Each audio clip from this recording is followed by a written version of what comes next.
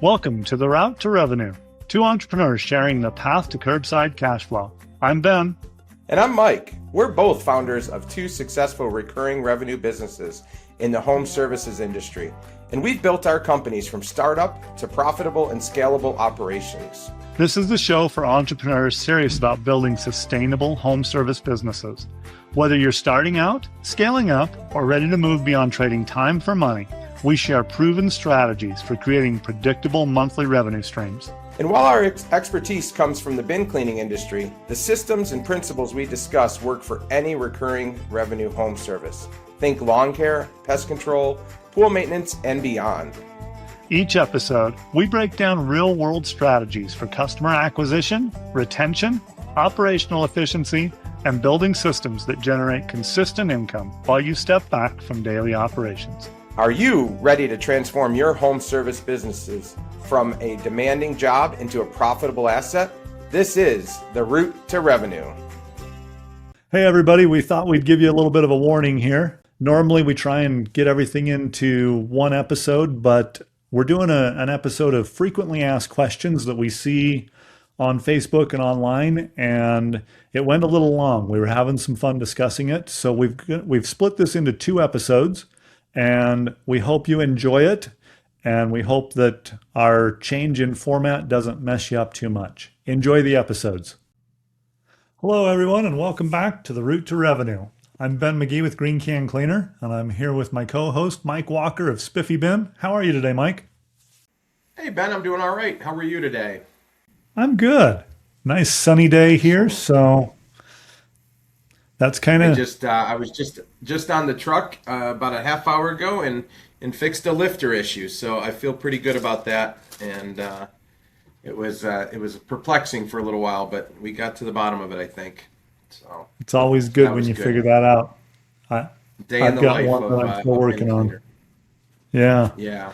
So I thought today maybe we would talk about some questions, maybe frequently asked questions in the forums. You know, we're all probably in the same forums.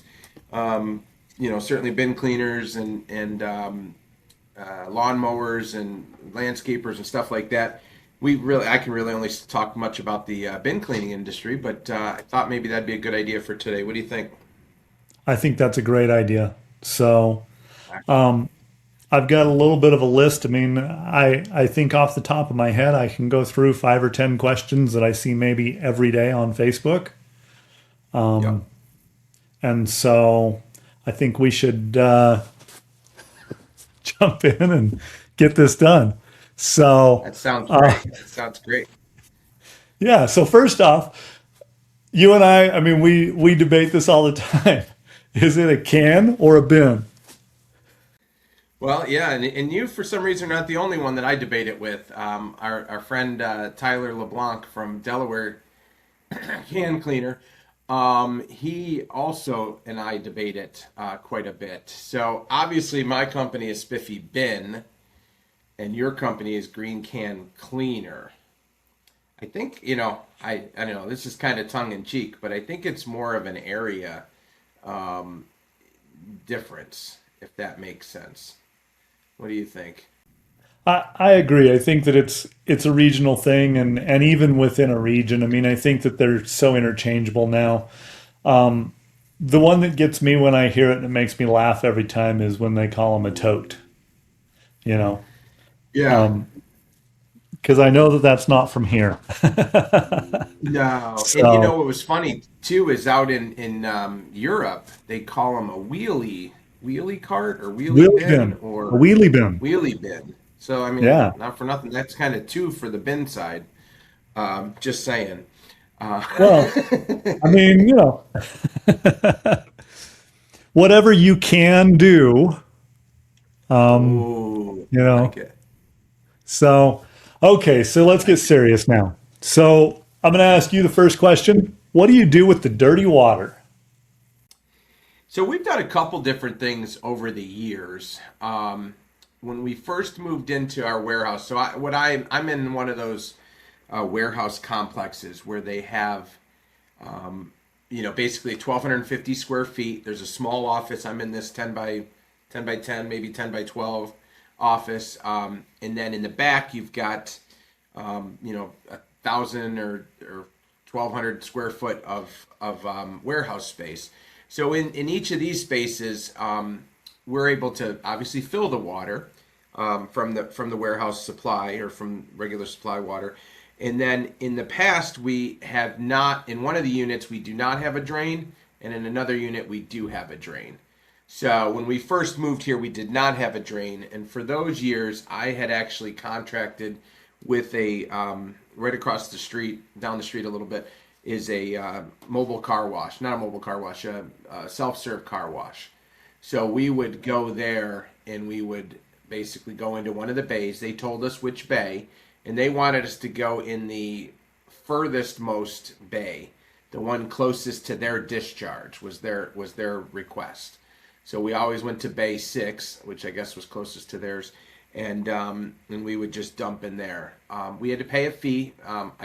We negotiated, I don't know if it was good or bad or indifferent, $400 a month, $100 a week basically, and that allowed us to dump the water. The important thing for me was not having to travel very far for it to do it, and it's literally across the street. So that's what we do or did, and then we ended up taking over a second unit in the warehouse, and that particular unit had a floor drain, and so we run it through a filter into the floor drain and dispose of it just like we would any other water. And that's our solution to the problem, and that's been great ever since. Less muss and fuss. The guys pull in and they back up, and we've got a hose that goes into the ground, through the filter into the ground, and they just open it up and let it go. So, how about you? What do you do? So, kind of like you, when we started, we contracted with a car wash, and um, we would dump there. It worked. It was really convenient. It worked out well. And now with the storage facility that we have a specified dump RV place. dump. Yeah. So it works. It works well. I think that, Yeah. like you said, proximity is the key there. So Now I know other folks, they contract with wastewater. There's a wastewater for every county. Pretty much has a wastewater, and there's a spot typically where you can contract with them and go up and you dump as well. I've never done that. I've never had to do that, but I do know one of my friends in New Jersey. He does it on a routine basis. That was a consideration when I first started thinking maybe that would be the way I'd go, because there's a couple of them around our county, but never got into that. What other ideas have you heard of, or have you heard people using? no, I think that covers it. I mean, I see some guys. I hope they're joking that they dump it in their front yard. I hear their ex-wife's Yeah, front yard is what I that's hear. right. The ex-wife's front yard. Yep. So I So have heard that. I have yeah. heard the horror story though. To be fair, where there's a couple operators in a town, and they were kind of going back and forth on social media about not cracking the valve and driving around town. But I've heard people doing that where they open it up and go for a drive and in between stops and stuff like that. I mean, the water isn't super dangerous, but it certainly doesn't belong in streams, and a lot of those sewers go in. The sanitary sewers go into a lot of them go into cricks and creeks and stuff like that. So we don't want to be putting our dirty water in there. Right. Yeah. Completely agree. So Excellent. what do you think about? Next one on the docket is for you. We've got everybody always talks about, do I get the truck? Do I get the trailer? Do I make my own? Do I use a builder? Because there's a few builders around the country.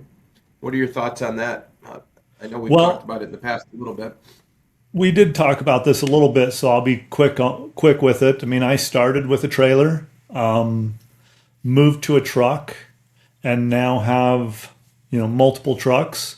And I I'll tell you that I think it was last year, maybe a year and a half ago, we had a truck go down, and it was in the shop for months.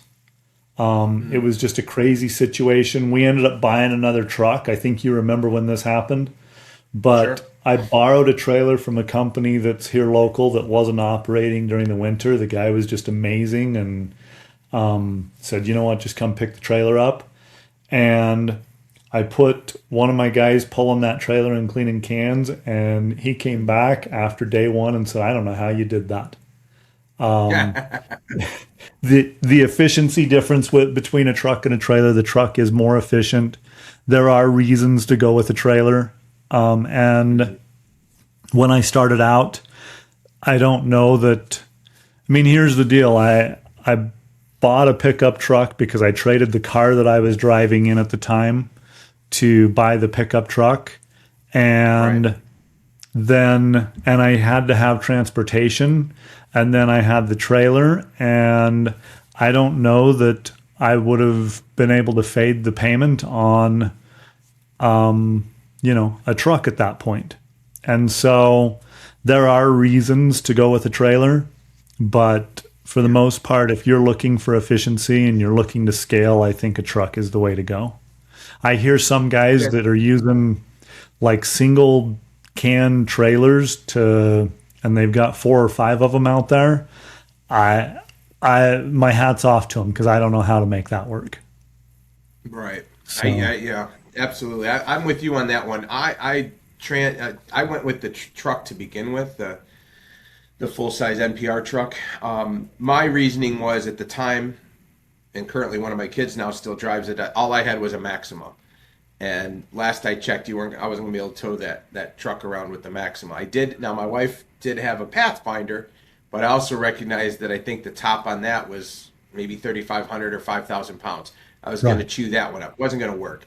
So I looked at the numbers and said, well, I don't remember what the price was on the trailer, but I'd be 60 in on a trailer, we'll say, and then to even get a starter truck, pickup truck, you're 60 ish.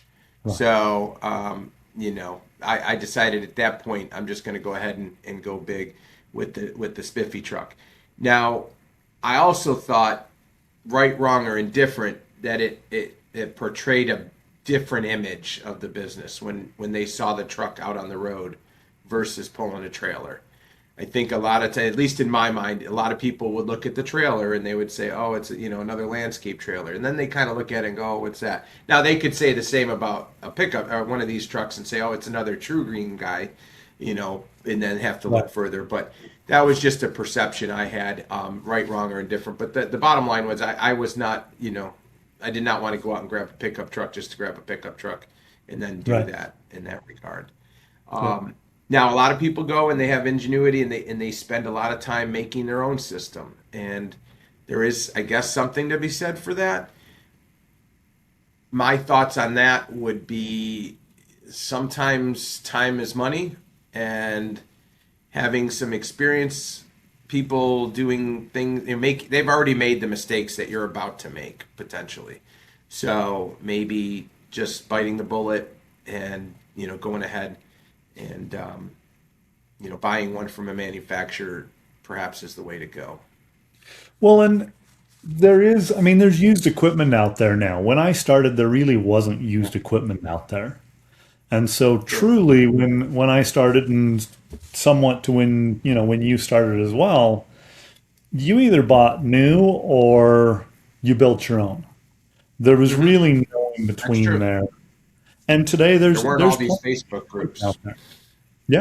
Yeah, There there's weren't all plenty out these Facebook groups out there. Now there's a right. ton of them. But back in the day, there was a manufacturer page. I don't even know if there was another page like on its own. I think it was mostly once you Right. bought, at least when we bought from our manufacturer, Sparkling Bins, they had a private group that we would all get into and Yep.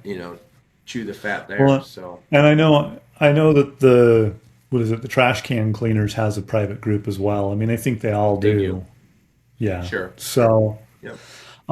okay, so now here's wipe the cans or not. Ah. I am in camp wipe the clean cans. That's or bins rather, really. Um, I am I in that caught you there, camp. by the I way. I am of the theory. For me, I look at it as honestly, people don't need this service necessarily. I mean, okay, maybe that's not the right word. people, it's not a must, like a lot of services are. And for me, in my delivery of the service, I want it to be spotless, immaculate. And I don't feel like if you don't have your head down in there wiping the bottom a little bit, you're not going to see things. You're going to miss things. They're not going to be as good as if you had gotten in there as kind of a check and balance, if you will. And I also think if you're not, now we don't wipe to 100% dry by any stretch. I would say if we had to put a number to it, we're like 70% dry. We get the puddle in the bottom. We check the crevices. We usually come up one side and go down the other side, and then we do the rim around the top, and then do the lid. And the outside we don't do a whole lot. I will say, but there are times when it's just easier to just quick do the outside bottom, where the dirt might be, and go on. Does it take a lot of time? I mean, I don't think so. 20, 30 seconds a bin, maybe. 20 seconds a bin, I'm guessing, somewhere in that ballpark. So that's my theory. The other part is, how quick do you want to be in and out? If the cleaning only takes 2 minutes, which it should, do you really want to be out of there in 2.22 minutes, or at some point does somebody look out and go, oh my God, they didn't even touch the thing. All they did is throw it in the machine, which, hey, I'm of the mindset we spent 150 grand on these trucks, or 130 grand on these trucks, whatever they are now. That truck should do most of the work. What are your thoughts? Yeah, I agree. So we wipe the cans, and I'm really specific with both our clients and our team members that we're wiping, we're not drying. And I'll tell you, when I started doing that, I was cleaning cans on my own when I first started, and I'd probably been doing it for, I don't know, 6, 9 months, something like that. And I had never wiped a can. And I got a call back, and it was a client that I didn't know from Adam, but he called and he said, you cleaned my can yesterday, and it's pretty clean, and maybe I'm being nitpicky, but that area at the front of the can where there's an edge that goes up the can, he says that didn't get cleaned. And I am paying for a clean trash can. And so I immediately, it's just the way that I do things. I said, can you put the can out for me, and I'll be right there. And he put it out, and I drove over and had the trailer, and I looked, and sure enough, all the way up that was dirt.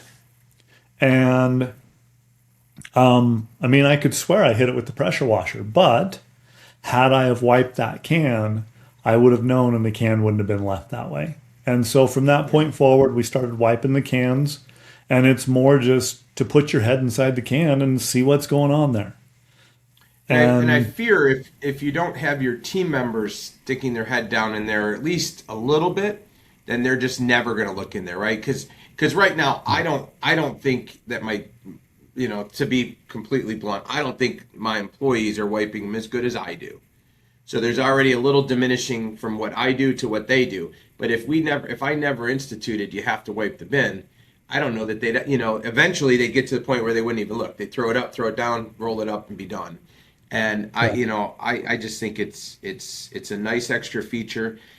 I must say, 1 in 10 pretty much say, oh my gosh, reviews pretty much say, oh my gosh, the guy was down in the bin. I mean, he had his whole head in the bin. I've got pictures upon pictures in my reviews of people snapping pictures of the guy down in the bin, or myself, or what have you. And if you right. don't think people are looking, and you don't think people are critiquing, you're wrong. And if you miss something, like that guy probably missed that little section, and then I bet you he went over the rest of it with a fine tooth comb. So I always tell my guys, you need to be more vigilant than they are with how clean the bin is, Right. because then you're going to have a good opportunity to be successful with it. So, Yep. but yeah, Yep. I'm of that. Okay. Other people will say, well, I could save the 2 minutes a stop times 50 stops. That's an hour, and da da da da da. It is. We could also talk about returning the cans. We don't have that, I don't think, in one of our questions, but returning the No. cans are the same thing. I absolutely return the cans. Do sometimes we get burned and it's a 200-foot driveway? Yeah, Sometimes we do. Other times it's a 20-foot driveway, and we've got 15 in that neighborhood. Those are the days you like. You don't like the 200-foot driveways, but Yeah. but I think it's just a level of service, and I look at this business more of a customer service business that happens to clean bins than a bin cleaning business. And I think if you go into it thinking, how can I provide the best customer service, I think you're only going to be successful. I agree with that. I think that is, and I would argue the point that you made a little bit earlier. I do think that this is a necessary service. I think that, I mean, we have clients who maybe they have an adult child or an elder in the home that, there are messes and smells that come as a result of that. Sure. And Yeah. so I do think that not everybody, but I think that there are cases where I would argue the point and say this is a necessary service. I It's guess what I not. meant, yeah. I guess Yeah. what I meant by that was more along the lines of people can do without it. So if we don't do an excellent job every time, it's real easy to say, screw this, let's move on, or let's do it ourselves, or let's not do it. But I agree Right. with you. I think, Right. ultimately it's got to be done well every time, and that's why we don't have Absolutely. contracts and stuff like that. Hey guys, thanks for listening to this episode of Frequently Asked Questions. We ended up talking a little bit too long, mostly Ben's fault, and we are going to split this episode into 2 different episodes. So come on back next week for part 2 of Frequently Asked Questions, and we appreciate you listening. Please give us a like, subscribe, and follow for more content. Have a great week. Well, Ben, that's a wrap on another episode of The Route to Revenue. If you enjoyed this episode, we'd love it if you would hit like, subscribe, and leave us old guys a comment about what we did well. And if we did anything wrong, can it and keep it to yourself. If today's strategy sparked some ideas for your business, don't keep them to yourself. Share this episode with a fellow entrepreneur who could benefit from these insights. Remember, building a recurring revenue business, it's not about perfection, it's about progress. Take one actionable step from today's discussion and implement it in your business this week. Want to connect with us between episodes? Find us on Facebook or at our website. We'd love to hear how you're applying these concepts in your own home service business. And until next time, keep building those recurring revenue streams and stay on the route to The revenue. route to revenue. Nice, Ben.